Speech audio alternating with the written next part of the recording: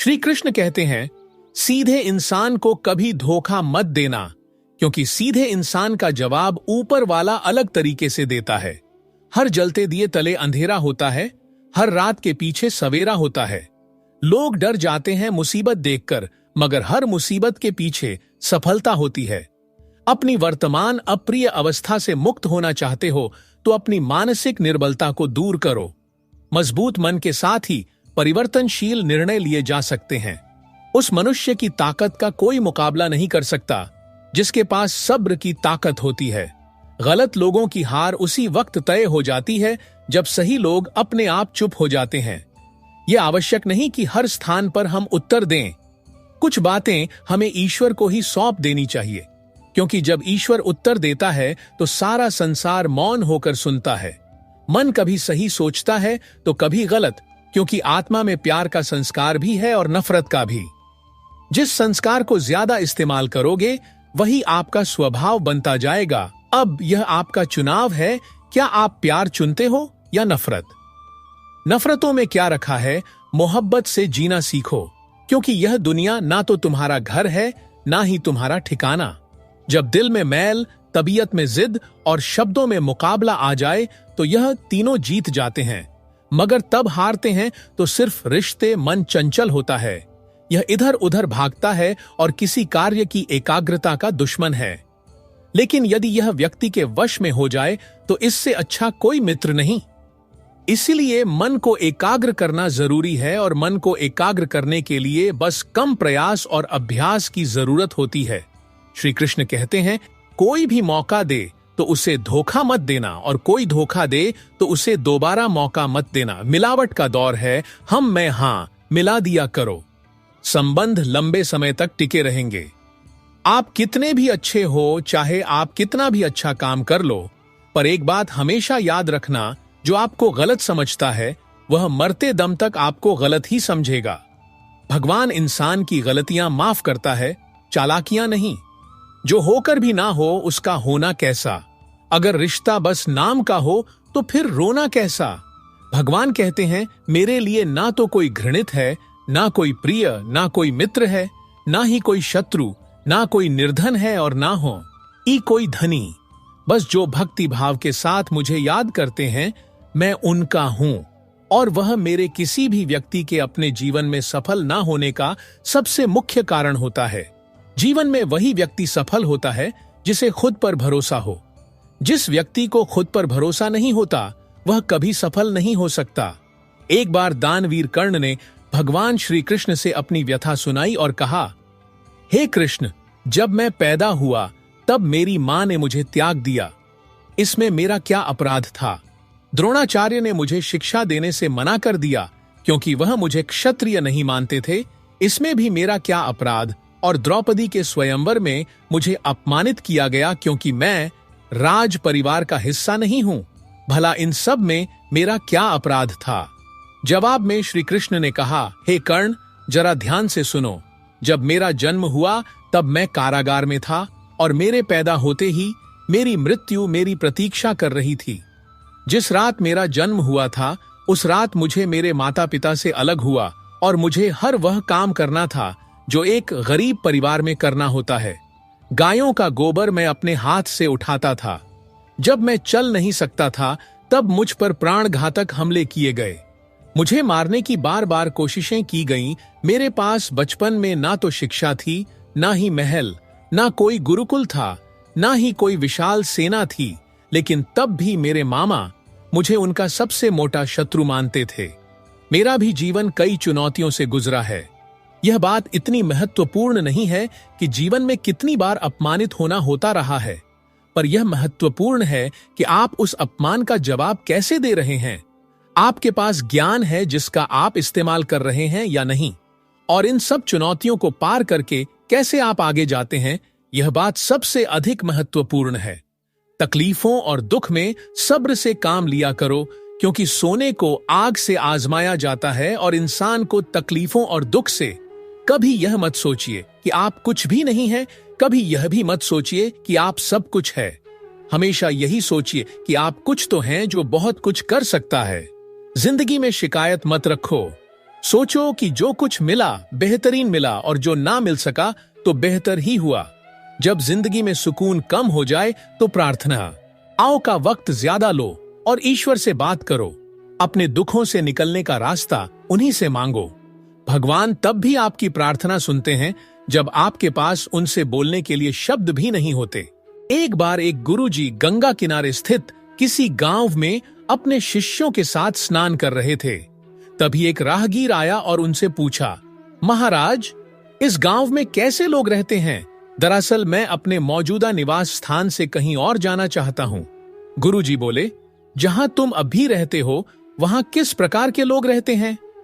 राहगीर बोला, मत पूछिए महाराज, वहां तो एक से एक कपटी, दुष्ट और बुरे लोग बसे हुए हैं।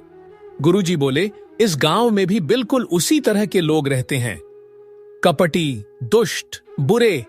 और इतना सुनकर राहगीर आगे बढ़ गया। कुछ समय बाद एक दूसरा राहगीर वहां से गुजरा। उसने भी गुरुजी से वही प्रश्न पूछा, मुझे किसी नई जगह जाना है, क्या आप बता सकते हैं कि इस गांव में कैसे लोग रहते हैं? गुरुजी ने इस राहगीर से भी वही प्रश्न पूछा, जहां तुम अभी निवास करते हो वहां किस प्रकार के लोग रहते हैं? राहगीर बोला, जी, वहां तो बड़े सभ्य, सुलझे और अच्छे लोग रहते हैं। तुम्हें बिल्कुल उसी प्रकार के लोग यहां भी मिलेंगे, सभ्य, सुलझे और अच्छे। गुरुजी ने अपनी बात पूर्ण की और दैनिक कार्यों में लग गए।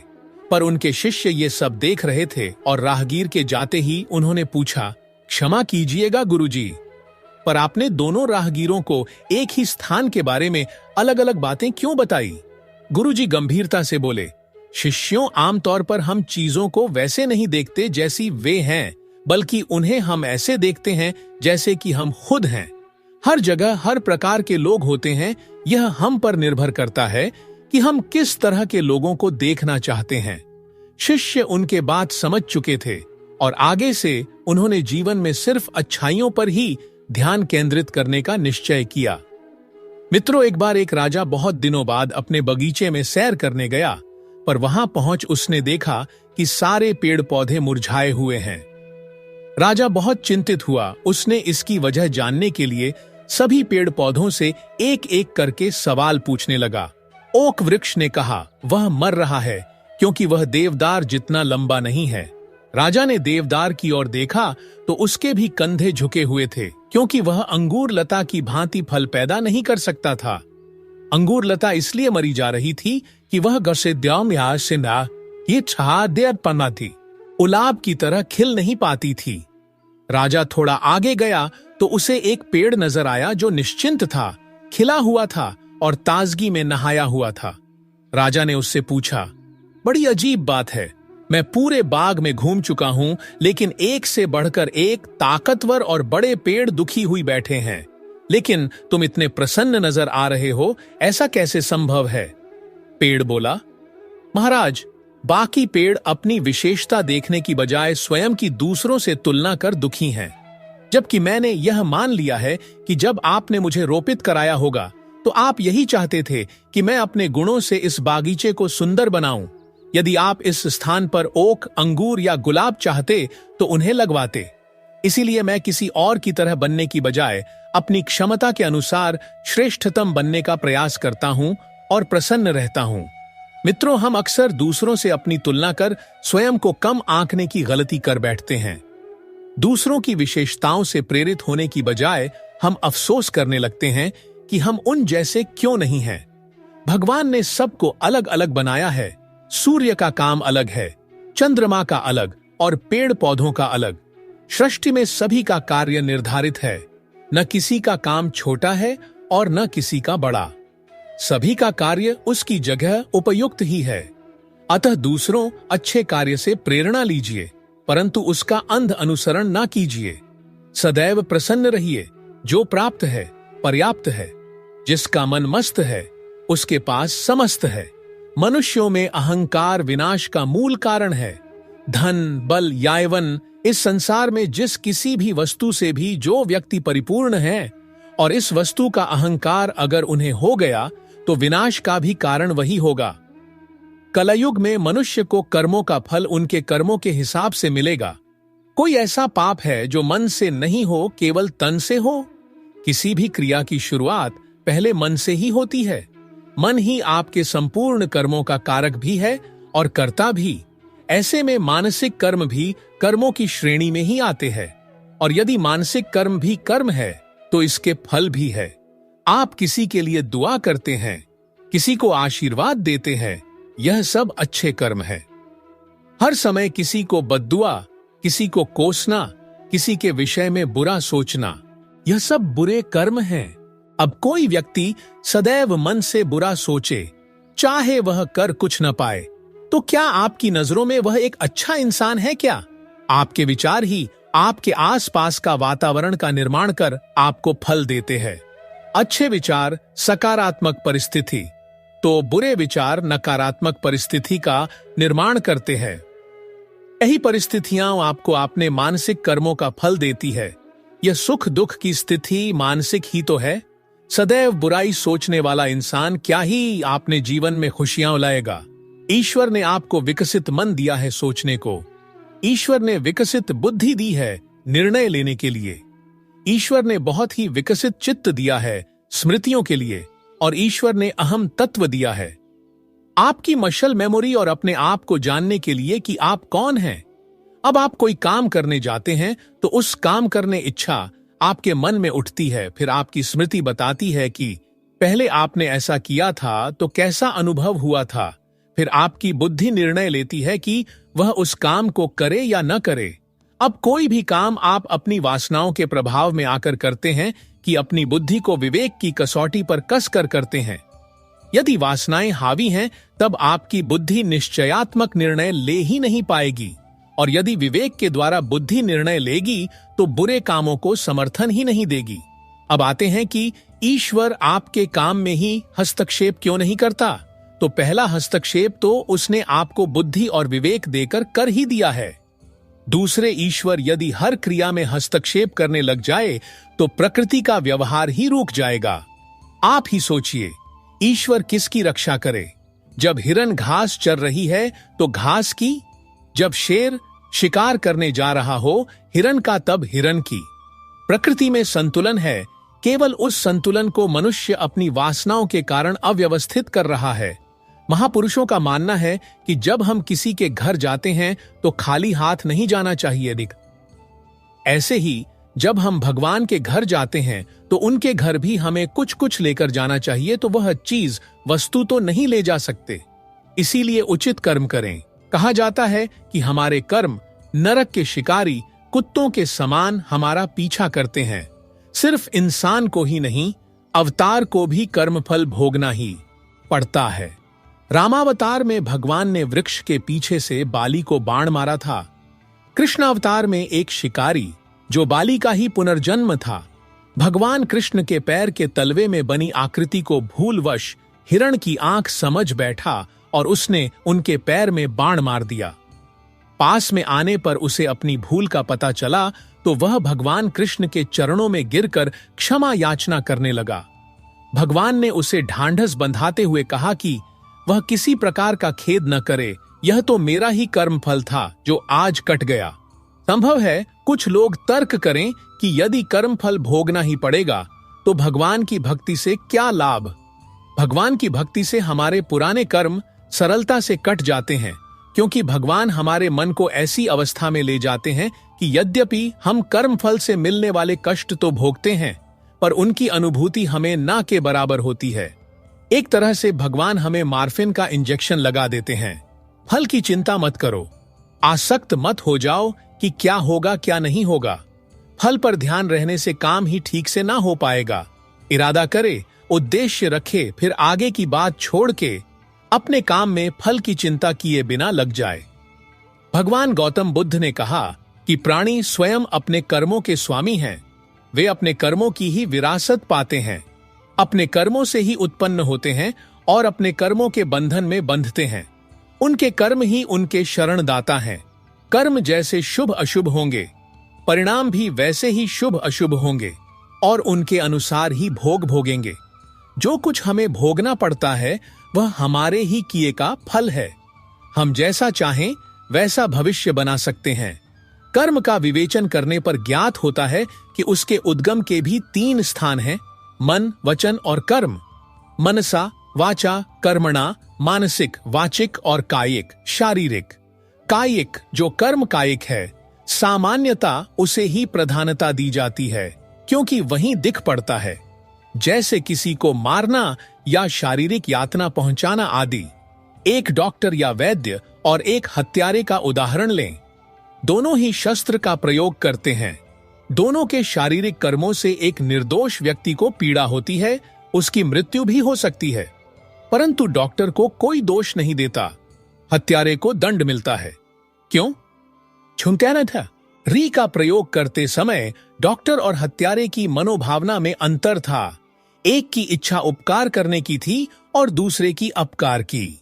इसी प्रकार वचन की भी बात है। जो प्रयास करना नहीं जानते, उन्हें हर समस्या मोटी ही लगती है। इंसानियत दिल में होती है, हैसियत में नहीं। ऊपर वाला कर्म देखता है, वसीयत नहीं।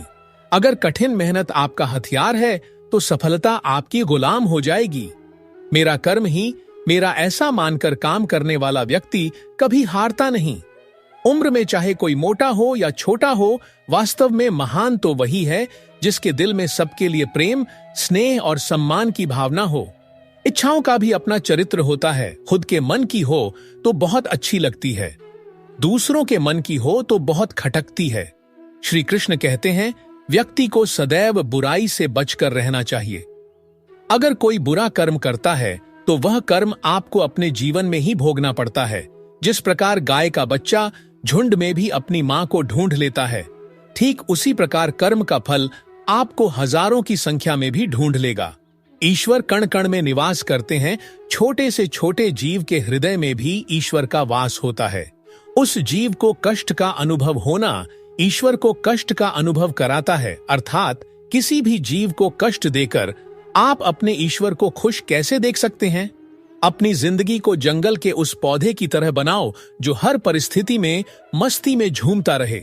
आप तब तक कभी नहीं समझ पाएंगे कि आपने किसी को क्या नुकसान पहुंचाया, जब तक कि आपके साथ वही व्यवहार किया नहीं जाता। इसी को कर्म कहते हैं। जब कोई साथ नहीं देता है, तब ईश्वर कोई ना कोई साथ देने वाला भेज देता है। उसी को कृष्ण कहते हैं।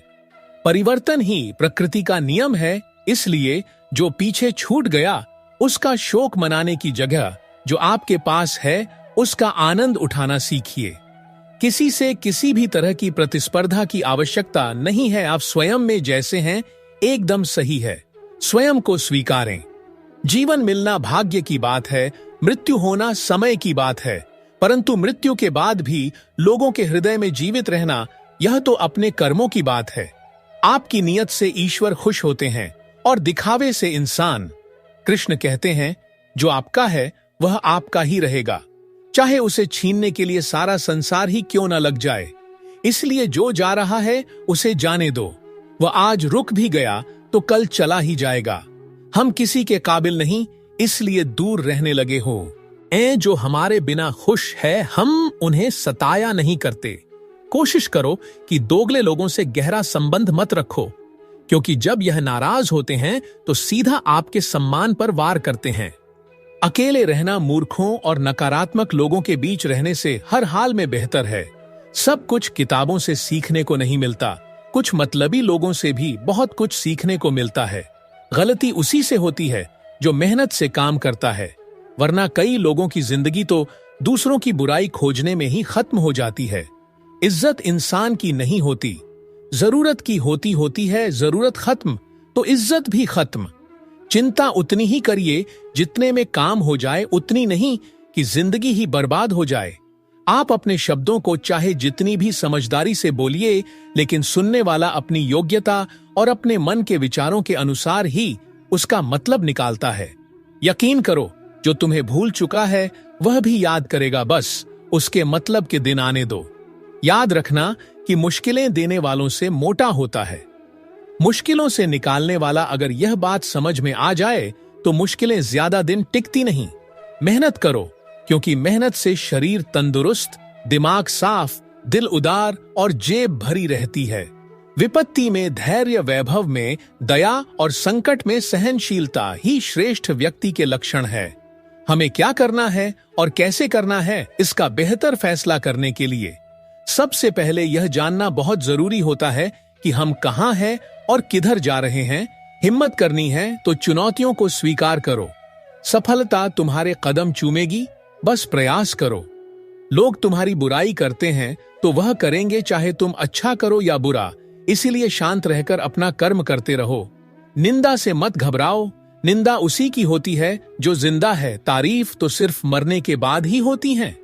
जो व्यक्ति कृष्ण का दास हो जाता है वह अपने आराध्य से ऐसे दिन ना दिखाने की कामना करता है जब उसमें गुरूर आ जाए।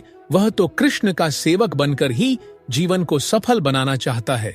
श्री कृष्ण कहते हैं, जो व्यक्ति सदैव हंसता खेलता मुस्कुराता रहता हो, अगर वह अपने स्वभाव से भिन्न हो जाए अर्थात चुप, गुमसुम और उदास रहने लगे, तो समझना उसके हृदय में कोई दर्द है। उस दर्द ने उसे कमजोर बना दिया है। आपकी उपस्थिति से कोई व्यक्ति स्वयं के दुख भूल जाए तो यही आपकी उपस्थिति का महत्व है। प्रसन्नता की अभिव्यक्ति कहीं भी की जा सकती है, परंतु तकलीफ की अभिव्यक्ति करने के लिए कोई खास अपना चाहिए होता है। गीता में श्री कृष्ण कहते हैं कि किसी को धोखा देना एक कर्ज है जो आपको किसी और के हाथों एक ना एक दिन जरूर मिलेगा।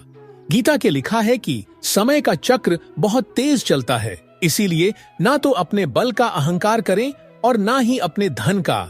जीवन का हर दांव जीतना है तो बल से ज्यादा बुद्धि का उपयोग करें, क्योंकि बल लड़ना सिखाता है और बुद्धि जीतना। श्रीमद् भागवत गीता में श्री कृष्ण कहते हैं कि यदि किसी काम को करने में डर लगे तो याद रखना यह संकेत है कि आपका काम वाकई में बहादुरी से भरा हुआ है। गीता के अनुसार नेत्र केवल हमें दृष्टि प्रदान करते हैं, परंतु हम कब किस में क्या देखते हैं ये हमारी भावनाओं पर निर्भर करता है। श्री कृष्ण कहते हैं कि मनुष्य को स्वयं को ईश्वर में लीन कर देना चाहिए। ईश्वर के सिवाय मनुष्य का कोई नहीं होता है। इसके साथ ही यह मानकर कर्म करना चाहिए कि वह भी किसी का नहीं है। भोग से मिलने वाला सुख क्षणिक होता है, जबकि त्याग में स्थायी आनंद मिलता है। श्री कृष्ण कहते हैं कि सत्संग ईश्वर की कृपा से मिलता है, परंतु कुसंगति में भी मनुष्य अपने कर्मों से जाता है। गीता के अनुसार जीत और हार आपकी सोच पर निर्भर करती हैं। मान लो तो हार होगी और ठान लो तो जीत होगी। कौरवों से जुए में हारने के बाद पांडवों को 12 साल का वनवास और 1 वर्ष का अज्ञातवास हुआ था। 12 साल का समय समाप्त होने में कुछ समय शेष रह गया था।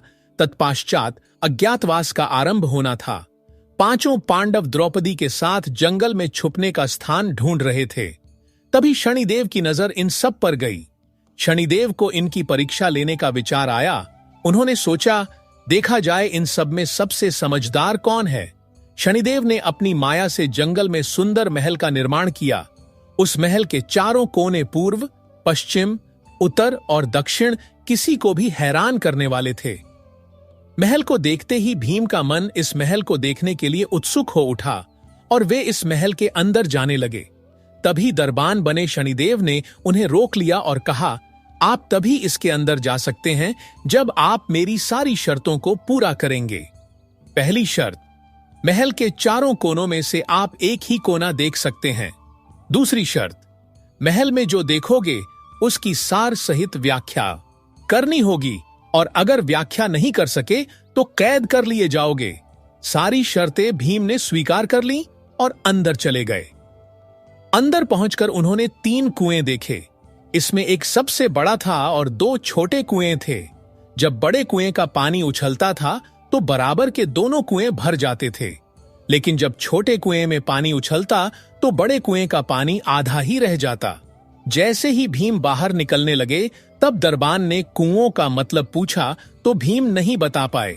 शनिदेव की शर्त के मुताबिक उन्हें बंदी बना लिया गया। उसके बाद अर्जुन इस महल में गए, तब दरबान ने उन्हें भी सारी शर्त बता दी। आगे जाकर अर्जुन ने देखा एक खेत में 2 फसल उग रही थी। एक तरफ बाजरे की फसल, दूसरी तरफ मक्की की फसल। बाजरे के पौधे से मक्की निकल रही थी और मक्के के पौधे से बाजरा निकल रहा था। अर्जुन को ये अजीब लगा, कुछ समझ नहीं आया। शर्त के मुताबिक वह भी जवाब न दे पाए और उन्हें भी बंदी बना लिया गया। इसी तरह नकुल और सहदेव को भी जवाब न दे पाने के चलते शनिदेव उन्हें भी बंदी बना लेते हैं। जब चारों में से कोई भी वापस न आया तो युधिष्ठिर उन सबको देखने के लिए पहुंचे। युधिष्ठिर ने दरबान से अपने भाइयों के बारे में पूछा तो शनिदेव ने बताया कि वह सभी उनकी शर्तों को पूरी न कर सके, इसलिए सभी बंदी हैं। तब युधिष्ठिर ने उन सब की मदद करने की सोची। सबसे पहले भीम के सवाल का जवाब दिया गया। भीम के कुएं के दृश्य के बारे में युधिष्ठिर ने बताया कि इसका अर्थ है कि कलयुग में एक पिता दो बेटों का पेट तो भर देगा, लेकिन दो बेटे अपने एक पिता का पेट नहीं भर पाएंगे। अर्जुन के दृश्य का जवाब कुछ इस तरह था कि कलयुग में विवाह के लिए जात पात का भेद नहीं किया जाएगा। लोग अपने कुल की मर्यादा को त्याग कर किसी भी कुल में विवाह करने लगेंगे। युधिष्ठिर ने नकुल के देखे हुए दृश्य, यानी कि जब गायों को भूख लगती है तो वह अपनी बछिया का दूध पीती हैं, का अर्थ बताया कि कलयुग में माताएं अपनी बेटियों के घर में पलेगी, बेटी का दाना खाएगी और बेटे सेवा नहीं करेंगे। सहदेव ने एक चांदी के सिक्के पर सोने की विशाल शिला को टिके हुए देखा था। युधिष्ठिर ने इसका अर्थ बताया कि कलयुग में पाप धर्म को दबाता रहेगा, परंतु धर्म फिर भी जिंदा रहेगा, खत्म होगा। इसके बाद चारों भाई वहां से मुक्त हो गए और शनिदेव की इस परीक्षा में युधिष्ठिर सफल हुए। कथा के अनुसार ये सब चीजें आज के समय में घटित हो रही हैं। पांडवों को जब अज्ञातवास मिला तो वो सब गहन वन में मिले। गहन वन में पहुंचकर पांडव आगे के कार्यक्रम पर विचार करने लगे। सभी ने तय किया कि मत्स्य देश में राजा विराट के विराट नगर में जाकर रहना ठीक होगा। वह नगर बहुत ही सुंदर और समृद्ध है। मत्स्य देश का राजा विराट शक्ति संपन्न है और दुर्योधन का विरोधी भी है। उसके यहाँ छिपकर छद्म वेश में रहा जा सकता है। परस्पर तय करके सभी विराट नगर पहुंचे और सभी ने अपने अपने अनुसार अपना छद्म रूप धारण कर लिया। युधिष्ठिर ने सन्यासी का वेश बनाया और कंक नाम से राजा के पास पहुंचा। युधिष्ठिर ने कहा, राजन, मेरा नाम कंक है। मैं ज्योतिषी हूं। वेद वेदांगों का मुझे ज्ञान है। मैं युधिष्ठिर का मित्र रह चुका हूं और चौपड़ खेलने में माहिर हूं। मैं आपकी सेवा में आना चाहता हूं। विराट ने उसे अपनी सेवा में रख लिया। इसी प्रकार भीम विराट के रसोइया बल्लभ बन गए और अर्जुन बृहन्नला के स्त्री रूप में रणवास की स्त्रियों को नाच गाना सिखाने लगे। विशेषकर विराट की कन्या उत्तरा को द्रौपदी सैरंध्री के नाम से विराट की पत्नी सुदेशना की दासी बन गई। नकुल ग्रंथिक के रूप में राजा की अश्वशाला में घोड़ों की नस्ल सुधारने के काम पर लग गए और सहदेव तंतिपाल नामक ग्वाला बनकर गाय बैलों की देखभाल के काम पर राजा की गौशाला को संभालने लगे। राजा की सेवा में जाने से पहले पांडवों ने अपने अस्त्र शस्त्र नगर के बाहर एक शमी वृक्ष पर छिपाकर रख दिए थे। सारा काम बहुत सफाई से निबट गया था। किसी को जरा भी शक नहीं हो सका था कि वे पांचों कुरुवंश के महानायक हैं और द्रौपदी पांचाल नरेश की पुत्री है। समय आराम से कट रहा था, परंतु बीच बीच में व्यवधान हो जाते थे। रानी सुदेशना का भाई कीचक बहुत ही बलिष्ठ और वीर था। मत्स्य देश की सेना का वही नायक था। कीचक की धाक दूर दूर तक फैली हुई थी। इसी से वह अत्यंत अहंकारी और चरित्रहीन था। वनवास में एक दिन उसकी दृष्टि सैरंध्री बनी द्रौपदी पर गई तो वह उसे पाने के लिए लालायित हो उठा। उसने कई बार उसके साथ छेड़छाड़ करने की कोशिश की तो द्रौपदी कुंठित हो उठी, परंतु संकोच के कारण वह किसी से कुछ नहीं कह सकी।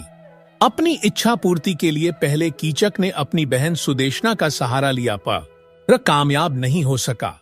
जब उसने सैरंध्री को ज्यादा परेशान किया तो उसने अपने मन की व्यथा भीम को बताई। भीम ने उसे चालाकी से नृत्यशाला में बुलाने के लिए कहा। सैरंध्री ने उसे रात्रि में मिलने के लिए नृत्यशाला में बुलाया। कीचक सज धज कर रात्रि में नृत्यशाला में पहुंचा। वहां भीम ने उसे पकड़ लिया। दोनों में मल्लयुद्ध हुआ। कीचक भी कम बलवान नहीं था, परंतु अंत में भीम ने कीचक को मार डाला और उसका शव नृत्यशाला में फेंककर चला गया। कीचक वध का समाचार सुबह होते ही सारे राज्य में जंगल की आग की भांति फैल गया। उसे किसने मारा यह पता नहीं चल सका। रानी सुदेशना को शक अवश्य हुआ कि सैरंध्री के गंधर्व पति के ने कीचक की हत्या की है। कीचक वध की खबर हस्तिनापुर पहुंची तो दुर्योधन को शक हुआ कि कीचक जैसे बलशाली सेनानायक की हत्या या तो बलराम कर सकते हैं या फिर भीम। पांडवों के 12 वर्ष का वनवास पूरा होने के बाद से ही दुर्योधन अपने गुप्तचरों से उनकी खोज करा रहा था, ताकि अज्ञातवास में उन्हें खोजकर फिर से 12 वर्ष के लिए वन में भेजा जा सके, परंतु वह सफल नहीं हो रहा था। कीचक वध से उसे आशा बंधी कि हो न हो यह भीम का ही काम है, क्योंकि बलराम का कीचक से कोई बैर भाव नहीं था। कर्ण और शकुनी से परामर्श करके दुर्योधन विराट नगर पर आक्रमण करने चला गया। वहां पहुंचकर उसके अनुचरों ने विराट की हजारों गायों का अपहरण कर लिया और उन्हें हस्तिनापुर ले जाने लगा। इस प्रकार विराट से युद्ध करने का यह खुला निमंत्रण था। सारे ग्वाले विराट के पुत्र उत्तर के पास पहुंचकर दुहाई देने लगे। हस्तिनापुर की विराट सेना का समाचार सुनकर राजकुमार उत्तर घबरा गया। वह उससे युद्ध करना नहीं चाहता था, परंतु द्रौपदी के समझाने पर वह बृहन्नला को अपना सारथी बनाकर रणक्षेत्र में जा पहुंचा, किंतु रणक्षेत्र में कौरवों की सेना देखकर उसके छक्के छूट गए। वह रणक्षेत्र छोड़कर भागने लगा। तब बृहन्नला ने उसे समझाया और श्मशान में शमी वृक्ष के पास पहुंचे। वहां शमी वृक्ष से उन्होंने अपने अस्त्र शस्त्र उतारे। उन्हें देखकर उत्तर चौंका। तब बृहन्नला ने उसे अपना और अपने भाइयों का परिचय दिया। राजकुमार उत्तर अर्जुन के पैरों में गिर गया। अर्जुन ने उससे रथ हाँकने के लिए कहा और उसके अर्कमोशी था। हिम्मत बंधाई। रणक्षेत्र में पहुंचकर अर्जुन ने अपने गांडीव धनुष की टंकार की और देवदत्त नामक शंख बजाकर युद्ध का बिगुल बजा दिया। अर्जुन के धनुष की टंकार सुनकर कौरव सेना में खलबली मच गई। सैनिक थर्रा उठे। देखते ही देखते अर्जुन की भयानक बाण वर्षा ने कौरव सेना को तितर बितर कर दिया। उसने गायों के झुंड को आजाद करा लिया। ग्वालों को गायें विराट नगर की ओर ले जाने की आज्ञा का देकर अर्जुन दुर्योधन का पीछा करने लगे। भयानक युद्ध हुआ। अंत में कौरव सेना भाग गई। युद्ध से लौटते हुए अर्जुन ने राजकुमार उत्तर से कहा, राजकुमार उत्तर, अपना रथ नगर की ओर ले चलो। शत्रु भाग गया है। इस विजय का श्रेय तुम्हें ही मिलना चाहिए। उत्तर के मना करने पर अर्जुन ने उसे समझा दिया और अपने अस्त्र शस्त्र फिर से शमी वृक्ष पर रखकर बृहन्नला का वेश बना लिया। विराट नगर पहुंचकर राजकुमार उत्तर की जय जयकार हुई, किंतु विराट का मन चिंतित हो उठा। राजा ने सोचा कि उसका सुकोमल पुत्र एक किन्नर को साथ लेकर कौरव सेना पर विजय प्राप्त नहीं कर सकता। अंत में राजकुमार उत्तर ने अपने पिता की चिंता को दूर किया और पांडवों का असली परिचय दिया। पांडवों का परिचय पाकर राजा विराट प्रसन्न भी हुआ और शर्मिंदा भी कि उसने उन्हें एक साधारण अनुचर समझकर अपने यहां रखा। उसने पांडवों से क्षमा मांगी। पांडवों ने उसे अपने अज्ञातवास की बात बताकर उसकी शर्मिंदगी को दूर किया। राजा विराट ने अपनी पुत्री उत्तरा का विवाह अर्जुन के साथ करने का प्रस्ताव रखा, किंतु अर्जुन ने कहा, राजन, उत्तरा को मैंने शिष्या की भांति समझा है। वह मेरी पुत्री के समान है। यदि आप उसका विवाह करना ही चाहते हैं तो मेरे पुत्र अभिमन्यु के साथ कर दें। राजा विराट ने अर्जुन की बात मान ली। कुछ समय बाद दुर्योधन ने अपने दूत को भेजकर युधिष्ठिर को कहलवाया कि वे अज्ञातवास पूरा होने से पहले ही पहचान लिए गए हैं, इसलिए उन्हें शर्त के अनुसार फिर से 12 वर्ष का वनवास भोगना चाहिए। दूत की बात पर युधिष्ठिर मुस्कुराए और बोले, दूत, शीघ्र वापस जाकर दुर्योधन से कहो कि पितामह भीष्म और ज्योतिष शास्त्र के जानकारों से काल गणना करा के निश्चित करें कि अर्जुन ने जिस समय अपने धनुष की टंकार करके अपने आप को प्रकट किया, उस समय अज्ञातवास की अवधि पूरी हो चुकी थी या नहीं। मैं यह निश्चय पूर्वक कह सकता हूं कि अर्जुन ने जिस समय धनुष की टंकार की थी, उस समय 13वां वर्ष समाप्त हुए। पूरा एक दिन बीत चुका था। दूत युधिष्ठिर का संदेश लेकर हस्तिनापुर लौट गया। दोस्तों, तभी गीता में कहा गया है कि क्रोध, लोभ, मोह ये सब मानवीय इंद्रियों के दोष हैं। जो मनुष्य अपनी इंद्रियों और मन पर नियंत्रण करता है, उसकी सफलता निश्चित है। श्रीमद् भगवद गीता के अनुसार भगवान श्री कृष्ण कहते हैं कि कभी भी किसी काम को टालना नहीं चाहिए। निश्चित समय पर अपना काम पूरा कर लेना चाहिए। अगर कोई व्यक्ति ऐसा करता है तो वो हमेशा सफलता को प्राप्त करता है। वहीं अगर आप हमेशा अपने कर्म से भागते रहेंगे तो भी आप जीवन में सफलता हासिल नहीं कर पाएंगे। गीता में कहा गया है कि यदि व्यक्ति का कर्म सही दिशा में हो तो वह बड़ी से बड़ी मुश्किल का सामना भी आसानी से कर लेता है और कभी उसे असफलता का सामना नहीं करना होता है। भगवद गीता में भगवान श्री कृष्ण कहते हैं कि जरूरी नहीं है कि हर व्यक्ति हर काम में माहिर हो या वो सभी कार्यों को सही तरीका से कर सकते हैं। इसलिए अपनी शक्ति पहचानें और उसी काम को करने का प्रयास करें जिसमें आप अच्छे हैं। इससे भी आपकी सफलता निश्चित है। भगवान श्री कृष्ण कहते हैं कि डर लगने में कोई बुराई नहीं है, लेकिन उस डर को कभी भी खुद पर हावी न होने दें। खुद पर काबू रखकर ही सफलता को पाना संभव है। व्यक्ति का मस्तिष्क तभी तक उसका मित्र है जब तक वह उसके नियंत्रण में है। जब आपका दिमाग आपके नियंत्रण से बाहर हो जाता है तो वही उसका सबसे बड़ा शत्रु भी बन जाता है। इसीलिए जब तक आप सही है और जीवन में कोई गलती नहीं करते हैं तो आप किसी से बिल्कुल भी न डरे। भगवान गीता के अनुसार किसी भी व्यक्ति को खुद से बेहतर कोई नहीं जान सकता, इसलिए स्वयं का आकलन करना बेहद जरूरी है। हम लोगों को हमेशा लगता है कि वो काम नहीं कर सकते हैं जो कोई दूसरा करता है। गीता के अनुसार जो भी व्यक्ति अपने गुणों और कमियों को जान लेता है वह अपने व्यक्तित्व का निर्माण करके हर काम में सफलता प्राप्त कर सकता है। श्री कृष्ण कहते हैं कि कई बार हमारा मन ही हमारे दुखों का कारण बन जाता है। गीता के अनुसार जिस व्यक्ति ने अपने मन पर काबू पा लिया, उसे नियंत्रण करने की कला सीख लिया है तो वह मन पर काबू पा लिया। उसे नियंत्रण करने की कला सीख लिया है तो वह मन में पैदा था होने वाली बेकार की चिंताओं और इच्छाओं से भी दूर रहता है। इसके साथ ही व्यक्ति को अपने लक्ष्य को भी आसानी से प्राप्त कर लेता है। भगवान श्री कृष्ण कहते हैं कि मोह और कामनाओं को त्याग कर अपने चित्त को शांत करो, नैसा मनुष्य सदैव सुखी रहता है। जो व्यर्थ की चिंता न करने वाला हो, जो सत्य का पालन करता है, जिसे सांसारिक मोह न हो। दो तरह के मनुष्य को हर सुख प्राप्त होता है। एक तो वे जो मूर्ख होते हैं और दूसरे वे जिन्हें ज्ञान का परम प्रकाश प्राप्त हो गया हो। जो लोग इन दोनों को बीच में अटके रहते हैं वे दुखी हो जाते हैं।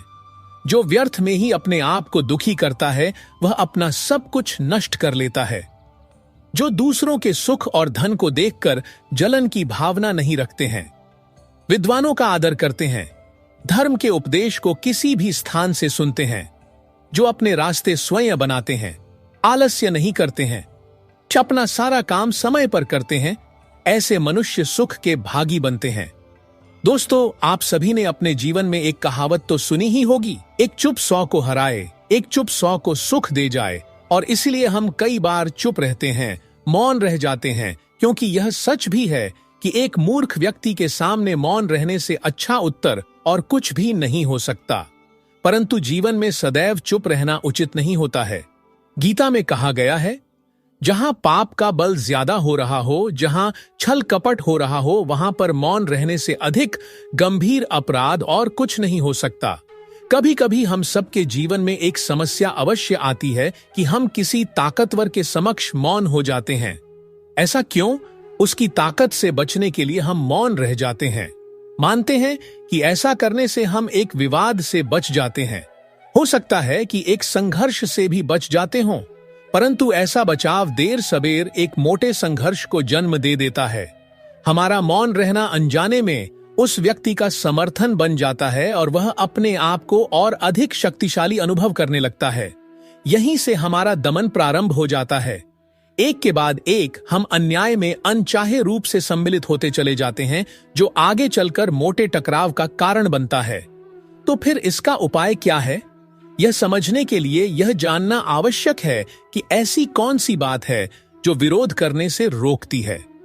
यह सामने वाले की शक्ति तो नहीं हो सकती, यह तो हमारा खुद का डर होता है जो हमें मौन रहने को विवश करता है। क्या हम मन से डर को निकालकर अन्याय का विरोध नहीं कर सकते? आखिर वह हमारा क्या और कितना खराब सकता है? सोचिए, ऐसा करने से हमारा मन कितना मुक्त, कितना हल्का अनुभव करेगा। गीता में भी कहा गया है, अन्याय सहना अन्याय करने से ज्यादा मोटा पाप है। आज समाज में यही तो हो रहा है, जहां विरोध करना चाहिए वहां कोई बोलता नहीं। कोई बलशाली व्यक्ति कुछ भी गलत बोल दे तो उसके सामने विरोध करने की किसी की हिम्मत नहीं होती। उसके समक्ष हम कमजोर हो जाते हैं। दूसरी ओर हम बोले चले जा रहे हैं जहां बोलने की कोई आवश्यकता ही नहीं, और अन्याय होता देख चुप रहकर बच निकलते हैं। क्या हम निरंतर अपराध के भागीदार नहीं बन रहे? विचार करके देखिए। इतिहास साक्षी है कि पापियों की उद्दंडता ने संसार को उतनी हानि नहीं पहुंचाई जितनी कि सज्जनों के मौन ने पहुंचाई। यदि कोई मूर्ख बोल रहा है तो मौन रहना उचित है, परंतु यदि कहीं छल हो रहा है, अपराध हो रहा है, तो उठिए और विरोध कीजिए, क्योंकि आपके लिए न सही आने वाली सोच के लिए यह मौन घातक सिद्ध हो सकता है।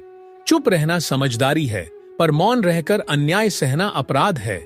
किसी के साथ हमारा रिश्ता कैसा रहेगा, यह हमारे बात करने के तरीके पर निर्भर करता है। सोचे समझे बिना बोलेंगे तो रिश्ते खराब हो सकते हैं।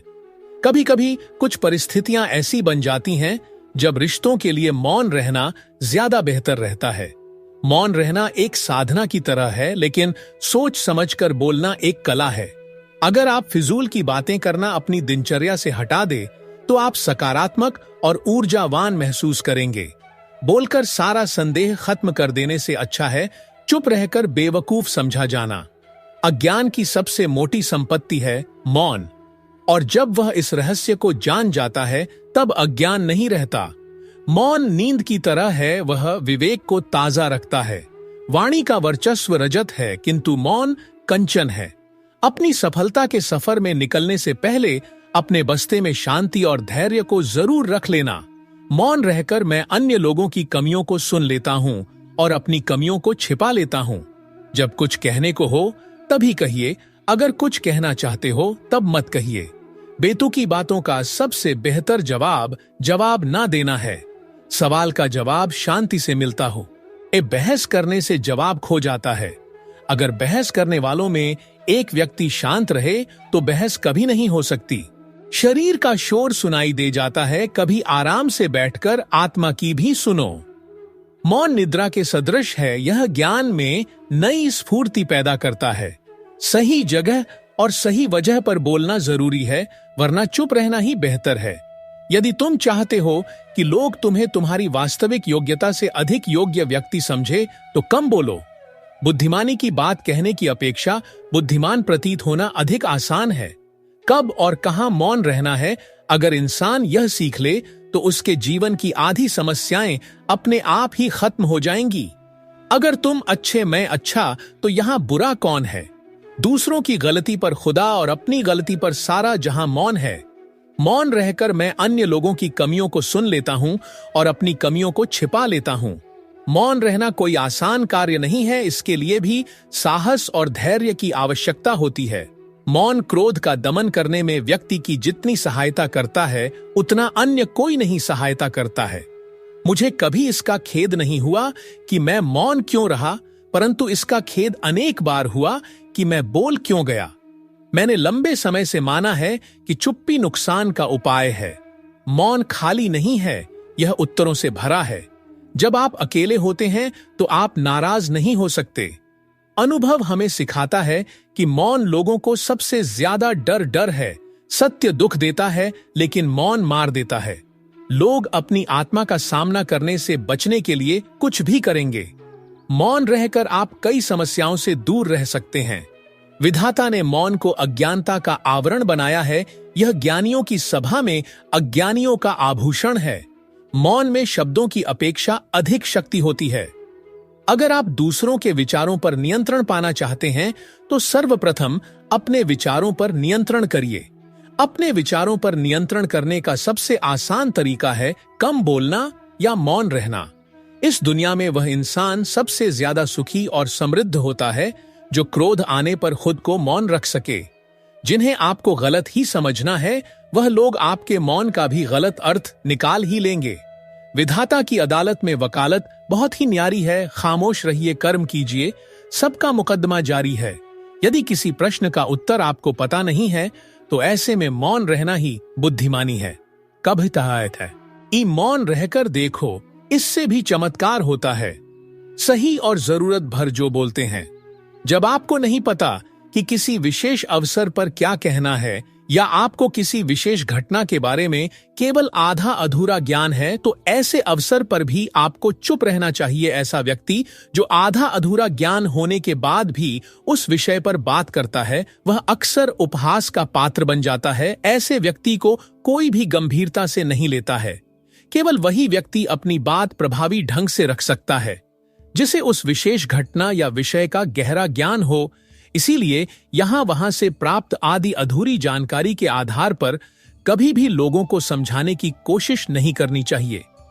जब कोई व्यक्ति आपके सामने किसी तीसरे व्यक्ति की बुराई कर रहा हो तो ऐसी स्थिति में आपको चुप रहना चाहिए। आपको कभी भी ऐसी नकारात्मक बातचीत का हिस्सा नहीं बनना चाहिए, क्योंकि आज वह व्यक्ति जो कर रहा है आपके सामने किसी तीसरे व्यक्ति की बुराई, कल किसी और के सामने आपकी भी बुराई करेगा। और इस बात की अधिक संभावना है कि आज आपने जिस तीसरे व्यक्ति की बुराई की है उसे भी इस बात का पता चल जाते तो आप पर ही मुसीबत आ सकती है। इसलिए जब भी कोई किसी दूसरे व्यक्ति की बुराई करे या उसके गलत समय का मजाक बनाए तो आपको बस उसकी बात सुननी है, अपनी राय नहीं देनी है। अगर आप ऐसा करें तो भविष्य में आपके लिए समस्याएं हो सकती हैं। जब कोई आप पर क्रोध और घृणा से चिल्लाता है, आपका अपमान करने की कोशिश करता है, तो ऐसी स्थिति में आप दूसरे व्यक्ति की क्रोध और घृणा को चुप रहकर कम कर सकते हैं। चुप रहकर भी आप स्थिति को खराब होने से रोक सकते हैं। जब आप ऐसा नहीं करते हैं और दूसरे व्यक्ति के क्रोध का उत्तर क्रोध से दे देते हैं तो परिणाम काफी भयंकर होता है। यदि आप उस समय चुप रहते हैं तो यह बात उस क्रोधी व्यक्ति के दिल में महसूस होती है। जब क्रोध शांत हो जाता है तो वह अपनी गलती पर पछताता है और इस बात की भी संभावना ज्यादा हो जाती है कि वो आगे आकर आपसे माफी मांगे। अपनी गलती के लिए अगर वह माफी नहीं मांगता है तो वह अंदर से दोषी महसूस करने लगता है और फिर अगली बार आप पर गुस्सा करने या नफरत करने से पहले कई बार सोचता है। लेकिन आपको हर हाल में या हर समय चुप भी नहीं रहना चाहिए। अगर कोई गलत कर रहा है तो उसका जवाब आपको देना चाहिए, क्योंकि कुछ लोग ऐसे भी होते हैं जो हमारी खामोशी को हमारी कमजोरी समझते हैं। भाग्य एक ऐसी चीज है जो इस बात से तय होती है कि आप कैसे कर्म करते हैं। बुरे कार्य या कर्म से बुरा भाग्य बनता है और अच्छे कर्म या कर्म से अच्छा भाग्य बनता है। ऊपर दी गई छवि की तरह जो हर महीने चंद्रमा का एक चक्र दिखाती है, नियति भी वैसी ही है। किसी दिन यह आपको चमकीला चंद्रमा यानी अच्छे दिन दिखाएगी और कभी कभी यह आपको अंधेरा चंद्रमा यानी दर्दनाक दिन दिखाएगी। इसीलिए योगी को बुरे या अच्छे पर प्रतिक्रिया नहीं करनी चाहिए। उसे सभी स्थितियों में शांत और शांतिपूर्ण रहना चाहिए। श्रीमद् भगवद गीता में भगवान कृष्ण ने योगी के आचरण के बारे में बताया है। यो न हृष्यति न द्वेष्टि न शोचति न का हानि आ शुभाशुभ परित्यागी भक्तिमान्य समे प्रिय। न हृष्यति न द्वेष्टि न शोचति न कांक्षति शुभाशुभ परित्यागी भक्तिमान यह समे प्रिया। जो न तो सुखों में प्रसन्न होते हैं और न ही सांसारिक दुखों में निराश होते हैं, जो न किसी हानि से दुखी होते हैं और न ही किसी लाभ के लिए लालची होते हैं, जो अच्छे और बुरे दोनों कर्मों का त्याग करते हैं और खुश रहते हैं। ऐसे लोग भक्ति से परिपूर्ण होते हैं, मुझे बहुत प्रिय। कर्म को छोड़ा नहीं जा सकता, कर्म जिम्मेदारी है। कर्म प्रत्येक मनुष्य का दायित्व है। कर्म को कोई नहीं छोड़ सकता। कभी कभी हम जीवन में कोई सकारात्मक परिणाम न मिलने से दुखी हो सकते हैं, लेकिन प्रकृति हमें फिर से कर्म करने की प्रेरणा देती है और हम आगे बढ़ते रहते हैं। परिणामों से निराशाकर्ता को स्थायी रूप से नहीं रोक सकती। भले ही कोई मनुष्य कुछ भी उत्पादक या रचनात्मक नहीं कर रहा हो, कर्म चक्र चलता रहेगा और उसे फिर से कर्म करने के लिए प्रेरित करेगा। एक इंसान जो 90 साल की उम्र में आम का पेड़ लगाता है, उसे अच्छी तरह पता होता है कि वह भविष्य में आम खाने के लिए उपलब्ध नहीं होगा, लेकिन वह ऐसा अपने आगे के बच्चों या पोते पोतियों के लिए करता है। श्रीमद् भगवद गीता में भगवान कृष्ण ने कर्म के बारे में बताया है, न ही कश्चित क्षणमपि जातु तिष्ठत्य कर्मकृत कार्यते ह्यवशः कर्म सर्वः प्रकृति जैर्गुणैः न हि कशिचयत् क्षणमपि जतु तिष्ठत्य कर्मकृत कार्यते ह्यवशः कर्म सर्वः प्रकृति जैर्गुणैः।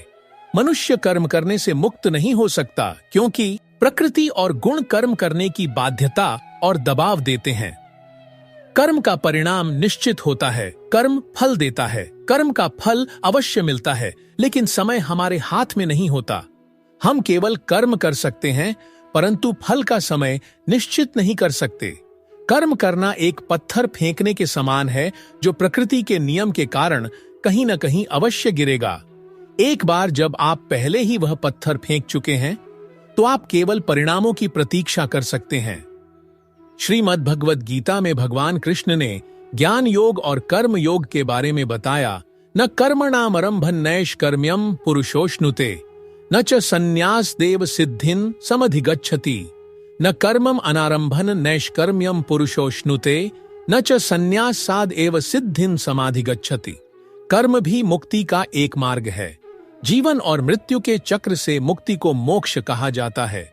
एक बार जब मनुष्य ने सभी लंबित कर्मों को समाप्त कर लिया और सभी कर्मों को भक्ति के साथ शुरू किया, जैसे वह भगवान के लिए कर रहा है, इस तरह वह मोक्ष के द्वार तक पहुंच गया। श्रीमद् भगवद गीता में भगवान कृष्ण ने कर्म के महत्व के बारे में बताया है। नियतम कुरु कर्म त्वं कर्म जयो ह्यकर्मणः शरीर यात्रापि च तेन प्रसिद्धयेद कर्मणः। नियतम कुरु कर्म त्वं कर्म जयो ह्यकर्मणः शरीर यत्रपि तेन प्रसिद्धयेद अकर्मणः। बस कर्म, अपने कर्तव्य और कर्म लगातार करते रहें, क्योंकि कुछ भी न करने की तुलना में कर्म करना बेहतर है। जब आप कर्म नहीं करेंगे तो आपके जीवन का कोई अर्थ नहीं रहेगा और आपका भरण पोषण भी उत्तम नहीं होगा। एक गरीब इंसान से लेकर एक अमीर व्यक्ति तक कर्म सभी पर समान रूप से लागू होता है। कर्म का तंत्र एक संतुलित प्रणाली है, जो संतुलित तरीके से सभी पर लागू होती है। भगवान कर्म का फल देते समय कोई फर्क नहीं करते। अगर कभी तुम्हें कोई फर्क महसूस होता है तो वो इरादों की वजह से होता है। श्रीमद् भगवद गीता में भगवान कृष्ण ने कर्म करने के बारे में बताया है। न मे पार्थास्ति कर्तव्यम त्रिषु लोकेषु किंचन नानवप्तम वाप्तव्यम एव वर्त च कर्माणि। न मे पार्थस्ति कर्तव्यम त्रिषु लोकेषु किंचन नानाप्तम वाप्तव्यम वार्ता एव च कर्मा। श्री कृष्ण ने अर्जुन से कहा, हे पार्थ, पृथा के पुत्र, मुझे न तो तीनों के था अयंकाय लोकों में कोई काम करना है। मैंने सब कुछ हासिल कर लिया है और अब पाने के लिए कुछ भी नहीं बचा है, लेकिन फिर भी मैं वास्तव में बना हुआ हूं कर्म का मार्ग। कर्म परिस्थितियों के आधार पर परिणाम देता है। भगवान हमेशा परिणाम देने के लिए सर्वोत्तम समय की तलाश में रहते हैं। यह हमेशा एक दरवाजा खोलता है जब बाकी सभी दरवाजे बंद हो जाते हैं। भगवान तब परिणाम नहीं देते जब आप उन्हें चाहते हैं, बल्कि तब देते हैं जब आपको उनकी आवश्यकता होती है। कर्म में मन महत्वपूर्ण भूमिका निभाता है, क्योंकि जब इरादा आत्मा से आता है तो मनुष्य कर्म करने के लिए प्रेरित होता है, लेकिन मन उसे पिछली यादों या अनुभव के आधार पर अच्छा या बुरा बनाता है। गीता में भगवान कृष्ण ने उल्लेख किया है कि यदि कोई व्यक्ति भगवान के लिए कर्म करता है तो उसे हमेशा बेहतर परिणाम मिलेंगे। इसका सीधा सा मतलब है कि आपको अपने कर्म को प्रेम, दया और भक्ति से भरना है और इसे ऐसे करना है जैसे आप भगवान के लिए सब कुछ कर रहे हैं। आपका कर्म आपके शुद्ध हृदय से भक्ति के साथ लॉग इन होना चाहिए। बेहतर फोकस और एकाग्रता के लिए ध्यान करने और वर्तमान क्षण में रहने और रचनात्मकता के साथ कर्म करने से भी उच्च लक्ष्य और बेहतर परिणाम प्राप्त करने में मदद मिलती है। ईश्वर को कर्म में हस्तक्षेप करने की आवश्यकता नहीं है। ईश्वर हमारे मन, शरीर और आत्मा के पर्यवेक्षक की तरह हैं। जब कोई बुरे या अच्छे कर्म करता है तो भगवान उस पर प्रतिक्रिया नहीं करते हैं, लेकिन अगर किसी के मन में भगवान के प्रति भक्ति है तो जीवन में कुछ ऐसे संकेत आते हैं जो अच्छा करने के लिए प्रेरित और मार्गदर्शन कर सकते हैं। जीवन भर पुण्य व धर्म कार्य करने वाला जीव आल पाया अंत समय में भटक कर अधर्म व अनीति की ओर प्रवृत्त हो जाता है। हमेशा देखा जाता है कि संकट व परेशानी के समय अवसाद में आकर धर्म, ध्यान व नियम, संयम को त्याग कर हम कुमार्ग को अपना लेते हैं, जो कि हमारे लिए कर्मबंध व पापाश्रव का कारण बनता है। जीवन में अच्छा या बुरा जो भी हो रहा है, हमें उसे स्वीकार करना चाहिए। अपने कर्मों का फल समझकर संतुष्ट होना चाहिए, तभी हम अपने परिणामों को संभाल पाएंगे। कर्मों का फल कभी भी एक सा नहीं होता। हम सभी को अपने जीवन में एक आदर्श बनाना चाहिए, जिसे देखकर हम अपने जीवन में सही गलत का निर्णय ले सकें। मनुष्य ने अपने पूर्व जन्म में अच्छे या बुरे जैसे भी कर्म किए थे, उसी के अनुसार ईश्वर उस जीव को मनुष्य, पशु, पक्षी या कीट पतंग ग आदि की योनि उसके पिछले के कर्मों के अनुसार देता है। इसमें मनुष्य योनि सबसे उत्तम व श्रेष्ठ है। साथ ही यह योनि अंतिम योनि होने से मोक्ष का द्वार भी है, जो जीव का मुख्य लक्ष्य है। मोक्ष की प्राप्ति के लिए ही ईश्वर जीव को धरती पर भेजता है, इसलिए जीव का मनुष्य जीवन पाना उसके अच्छे किए कर्मों का फल है। जाति कभी बदली नहीं जाती, यानी वह जीव उम्र भर उसी योनि में रहेगा। आयु और भोग कम एवं अधिक हो सकते हैं। मान लीजिए किसी मनुष्य की आयु ईश्वर ने उसके किए कर्मानुसार 80 वर्ष कर दी है। वह मनुष्य अपने जीवन में पूर्ण संयम से रहता है तो उसकी आयु 80 से अधिक हो जाएगी। यदि वह साधारण रूप से रहता है तो उसकी आयु 80 ही रहेगी, और यदि निम्न स्तर से रहता है तो उसकी आयु कम हो सकती है। भोग का तात्पर्य यह है कि वह जीवन में क्या खाएगा, उसका स्वास्थ्य अच्छा रहेगा या नहीं, उसके सुख के साधन क्या हैं, उसके जीवन में सुख दुख कैसे आएंगे आदि, यह सब भोग में आता है। अच्छा जीवन बिताने से आयु की भांति भोग भी घटाया या बढ़ाया जा सकता है। इस प्रकार मनुष्य पर पूर्व जन्म के कर्मों का प्रभाव सबसे अधिक पड़ता है। मनुष्य पर माता पिता का प्रभाव भी बहुत अधिक पड़ता है। किसी व्यक्ति के माता पिता संयमी, निष्कपट, निश्छल, संस्कारित व उदार प्रवृत्ति के होते हैं, जिनके जीवन में ईमानदारी हो, झूठ नहीं बोलते हों, सबसे सुंदर व्यवहार करते हों, बच्चों को भी अच्छी शिक्षा देते हों। उनकी संतान अपने माता पिता को देखकर वैसे ही बन जाती है। इसके विपरीत जिनके माता पिता का जीवन घटिया हो, उनके बच्चे भी बेईमान, दुराचारी, दुष्ट, लफंगे व कमजोर होते हैं। इस प्रकार माता पिता का प्रभाव भी बच्चों पर बहुत अधिक पड़ता है। उदाहरण के तौर पर श्री राम के ऊपर माता कौशल्या का और शिवाजी के ऊपर माता जीजाबाई का प्रभाव पड़ा था। बच्चों पर माता पिता के प्रभाव के साथ साथ परिवार के अन्य सदस्यों का प्रभाव भी बहुत अधिक पड़ता है। परिवार के चाचा चाची, ताई ताऊ, दादा दादी तथा उनकी संतान, जिनके साथ बच्चा सदैव मिलता जुलता रहता है, उनका प्रभाव भी बहुत पड़ता है। साथ ही रिश्तेदारों का प्रभाव भी बहुत पड़ता है। बच्चे का 8-10 वर्ष तक का जीवन अपने घर के सदस्यों के साथ अधिक बीतता है, इसलिए घर का वातावरण अच्छा होगा तो बच्चे के चरित्र तथा स्वभाव पर भी अच्छा प्रभाव पड़ेगा, अन्यथा बच्चे के चरित्र, स्वभाव व व्यवहार पर बुरा प्रभाव पड़ेगा। बहुत समय पहले की बात है। एक बार एक गुरुजी गंगा किनारे स्थित किसी गांव में अपने शिष्यों के साथ स्नान कर रहे थे। तभी एक राहगीर आया और उनसे पूछा, महाराज, इस गांव में कैसे लोग रहते हैं? दरअसल मैं अपने मौजूदा निवास स्थान से कहीं और जाना चाहता हूं। गुरुजी बोले, जहां तुम अभी रहते हो वहां किस प्रकार के लोग रहते हैं? राहगीर बोला, मत पूछिए महाराज, वहां तो एक से एक कपटी, दुष्ट और बुरे लोग बसे हुए हैं। गुरुजी बोले, इस गांव में भी बिल्कुल उसी तरह के लोग रहते हैं, कपटी, दुष्ट, बुरे। और इतना सुनकर राहगीर आगे बढ़ गया। कुछ समय बाद एक दूसरा राहगीर वहां से गुजरा। उसने भी गुरुजी से वही प्रश्न पूछा, मुझे किसी नई जगह जाना है, क्या आप बता सकते हैं कि इस गांव में कैसे लोग रहते हैं? गुरुजी ने इस राहगीर से भी वही प्रश्न पूछा, जहां तुम अभी निवास करते हो वहां किस प्रकार के लोग रहते हैं? राहगीर बोला, जी, वहां तो बड़े सभ्य, सुलझे और अच्छे लोग रहते हैं।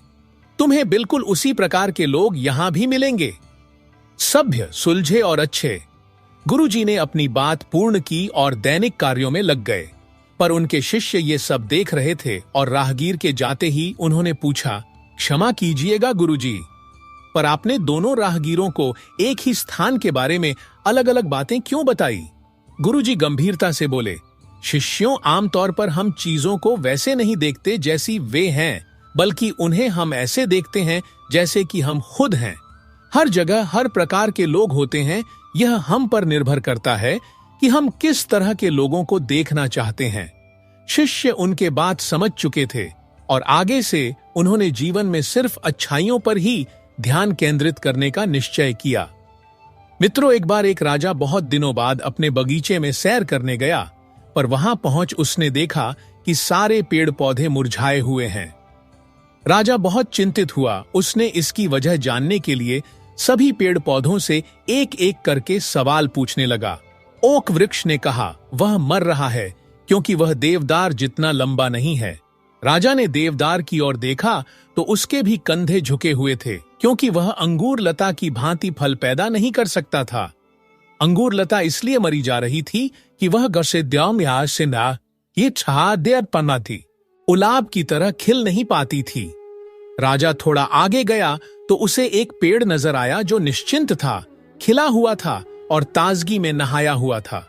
राजा ने उससे पूछा, बड़ी अजीब बात है, मैं पूरे बाग में घूम चुका हूं, लेकिन एक से बढ़कर एक ताकतवर और बड़े पेड़ दुखी हुई बैठे हैं, लेकिन तुम इतने प्रसन्न नजर आ रहे हो, ऐसा कैसे संभव है?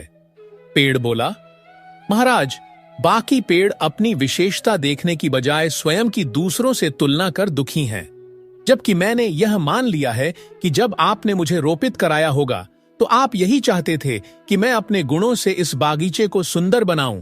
यदि आप इस स्थान पर ओक, अंगूर या गुलाब चाहते तो उन्हें लगवाते। इसीलिए मैं किसी और की तरह बनने की बजाय अपनी क्षमता के अनुसार श्रेष्ठतम बनने का प्रयास करता हूं और प्रसन्न रहता हूं। मित्रों, हम अक्सर दूसरों से अपनी तुलना कर स्वयं को कम आंकने की गलती कर बैठते हैं। दूसरों की विशेषताओं से प्रेरित होने की बजाय हम अफसोस करने लगते हैं कि हम उन जैसे क्यों नहीं हैं। भगवान ने सबको अलग अलग बनाया है। सूर्य का काम अलग है, चंद्रमा का अलग और पेड़ पौधों का अलग। सृष्टि में सभी का कार्य निर्धारित है, न किसी का काम छोटा है और न किसी का बड़ा। सभी का कार्य उसकी जगह उपयुक्त ही है। अतः दूसरों अच्छे कार्य से प्रेरणा लीजिए, परंतु उसका अंध अनुसरण ना कीजिए। सदैव प्रसन्न रहिए। जो प्राप्त है पर्याप्त है। जिसका मन मस्त है उसके पास समस्त है। मनुष्यों में अहंकार विनाश का मूल कारण है। धन, बल, यौवन, इस संसार में जिस किसी भी वस्तु से भी जो व्यक्ति परिपूर्ण है और इस वस्तु का अहंकार अगर उन्हें हो गया तो विनाश का भी कारण वही होगा। कलयुग में मनुष्य को कर्मों का फल उनके कर्मों के हिसाब से मिलेगा। कोई ऐसा पाप है जो मन से नहीं हो, केवल तन से हो?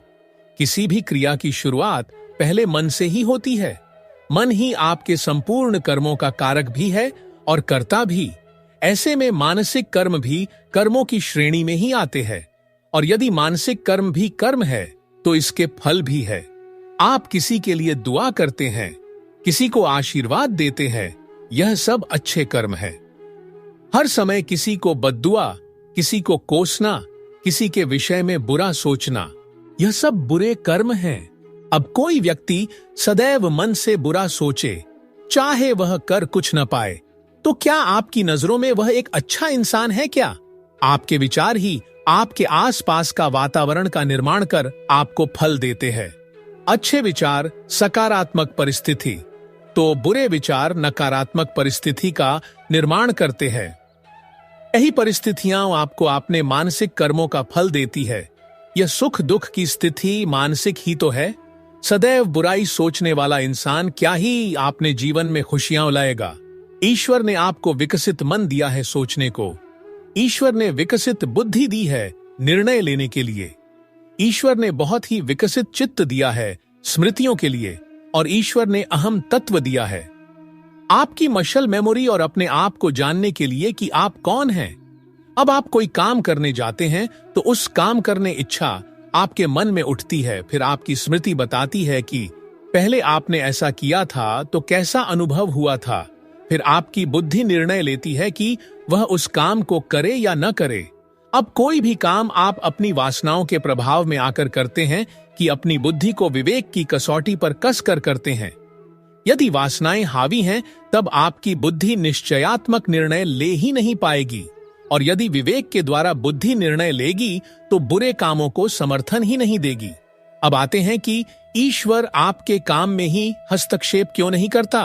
तो पहला हस्तक्षेप तो उसने आपको बुद्धि और विवेक देकर कर ही दिया है। दूसरे, ईश्वर यदि हर क्रिया में हस्तक्षेप करने लग जाए तो प्रकृति का व्यवहार ही रुक जाएगा। आप ही सोचिए, ईश्वर किसकी रक्षा करे? जब हिरन घास चर रही है तो घास की, जब शेर शिकार करने जा रहा हो हिरन का तब हिरन की। प्रकृति में संतुलन है, केवल उस संतुलन को मनुष्य अपनी वासनाओं के कारण अव्यवस्थित कर रहा है। महापुरुषों का मानना है कि जब हम किसी के घर जाते हैं तो खाली हाथ नहीं जाना चाहिए। ऐसे ही जब हम भगवान के घर जाते हैं तो उनके घर भी हमें कुछ कुछ लेकर जाना चाहिए, तो वह चीज वस्तु तो नहीं ले जा सकते। इसीलिए उचित कर्म करें।